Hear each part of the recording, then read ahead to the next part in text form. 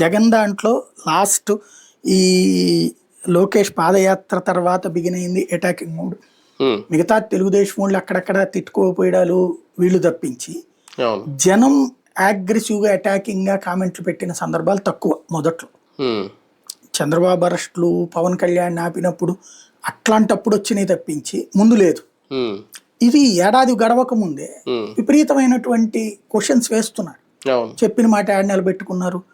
ఇప్పుడు అవన్నీ అడుగుతున్నారు. ఏది మహిళలకు 1500 రూపాయలు యాడ్ ఉన్నాయి, లేకపోతే కనుక ఏదో 50 ఏళ్ళకి పెన్షన్ ఎక్కడ ఇస్తున్నారు, నిరుద్యోగ భృతి ఎవరిస్తున్నారు, పరిపాలన అసలు ఎక్కడ నడుస్తోంది, ఉపాధి ఎక్కడుంది. ఇప్పుడు వాస్తవంగా చెప్పాలంటే గిట్టుబాటు ధర విషయంలో ప్రభుత్వం చేయగలిగింది ఏం లేదు. మద్దతు ధర మాత్రం ఇప్పించగలుగుతుంది.